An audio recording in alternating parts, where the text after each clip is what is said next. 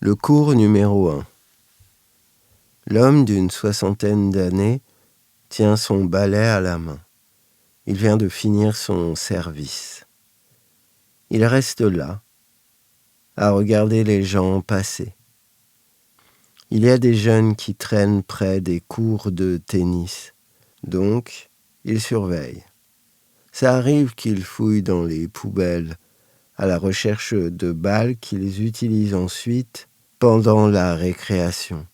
Ils se mettent face à un mur et envoient la balle le plus fort possible pour que celui qui doit la rattraper ne le puisse pas. C'est une sorte de squash avec les pieds.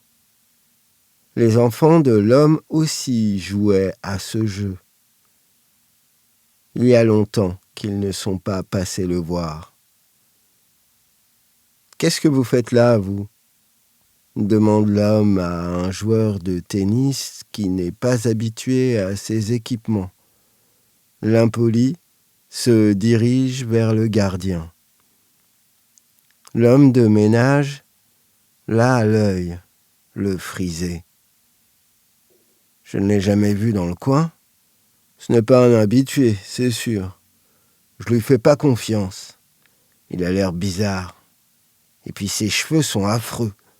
Moi, je te couperais tout ça. Un coup de tondeuse, et il ne ferait plus le malin à traîner près des cours de tennis. »« Quoi ? Le gardien le laisse jouer ?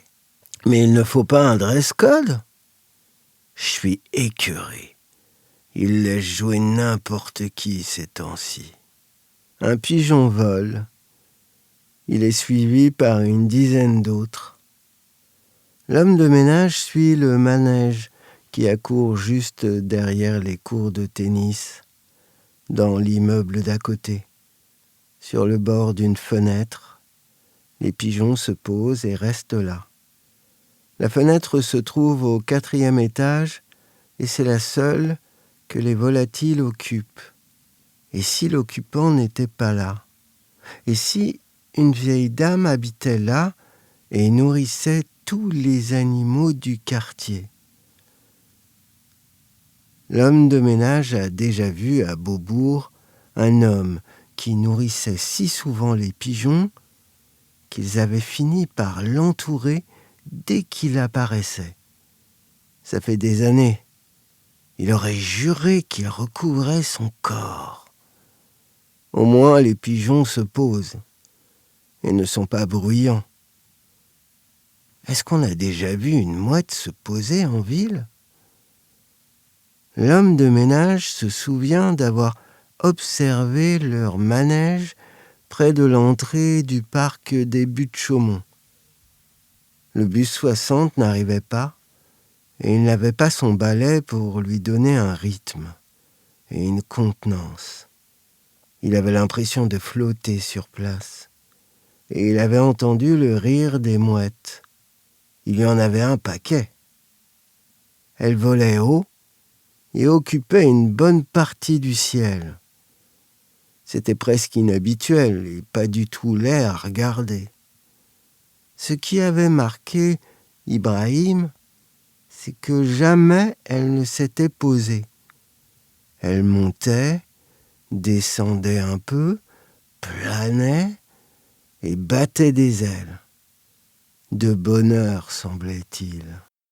Aucune d'elles ne s'était posée alors que les pigeons, eux, ils s'attroupaient sur la maison des gardiens du parc.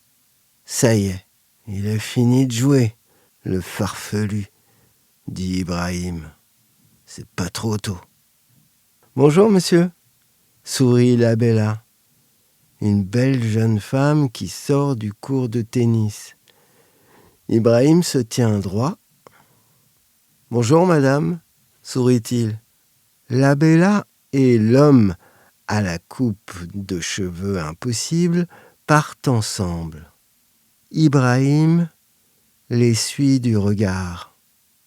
Il range son balai et ferme la porte du centre sportif. Il fait encore jour. Il marche vers le bus 60. Sa démarche est tranquille. Il a capturé un sourire. Il en prend soin. Il l'a mis en sécurité. Il l'a posé sur son visage.